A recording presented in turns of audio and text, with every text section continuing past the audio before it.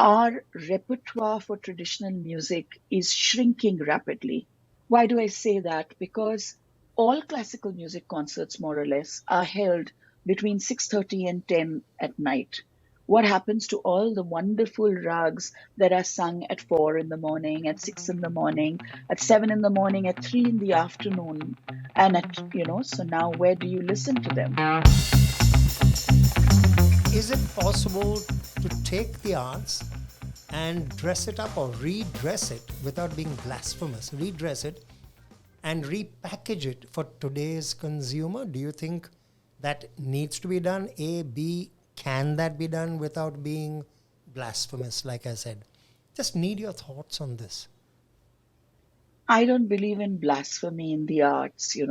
I believe that there has to be freedom to try out many strategies, many ways of presenting performances. And then I feel that both artists and audiences need to have the freedom to decide what they enjoy. I believe there is no need to be at war with each other and to have hierarchies in the arts as well.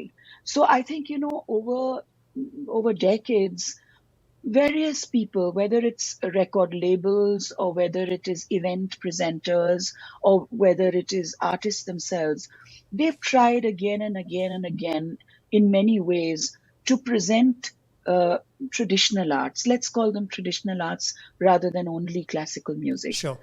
And I think that they have found some success, they have found some disapproval, but I think a lot remains to be done because what is happening otherwise is that, we also face a big problem and a grave concern, that our repertoire for traditional music is shrinking rapidly.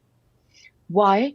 Why do I say that? Because all classical music concerts, more or less, are held between 6:30 and 10 at night. What happens to all the wonderful rags that are sung at 4 in the morning, at 6 in the morning, at 7 in the morning, at 3 in the afternoon, and so now where do you listen to them?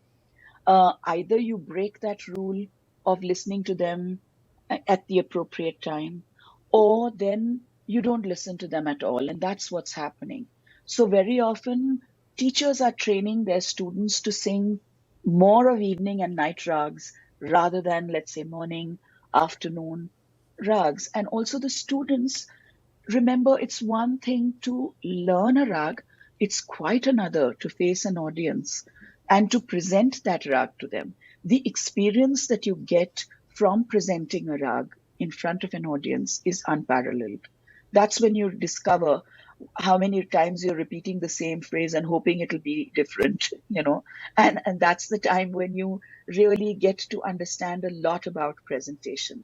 But more than that, also, I feel that, we have constantly talked about classical music and traditional arts as being spiritual, as being deeply meditative. And indeed, they are all of that. But which music isn't?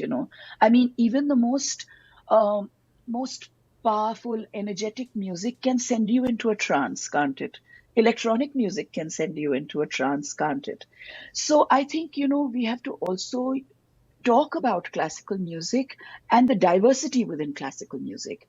It's simple. It talks about day, night, about which flower blooms, which flowers and which trees bloom during the summer, which bloom during the monsoon, what is the kind of color that you should wear in the monsoon, and what is the kind of color that you should wear during Vasant and Holi. It talks about love, it talks about longing, it talks about lust.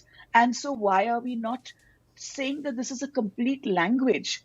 And perhaps we need to make program notes, perhaps we need to have theme concerts, which are not just the Malhars. I mean, when we say theme concert, everybody said, oh, let's do a Malhar concert. Yeah, well, we've done that. And indeed, that's all that is beautiful. But I think we need to perhaps share the absolute treasures of traditional music and talk about them in ways that will communicate this richness to our audiences. And that can be done in a variety of ways, with multimedia, with program notes, and without it becoming a lecture demonstration. Um, Brian, I'll tell you something very interesting.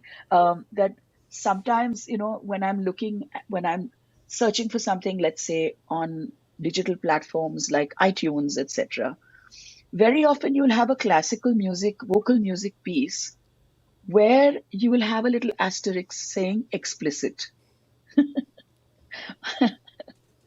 Just check sometime if you have the time, because when you translate the lyrics, you have lots of ears are going to be sizzling.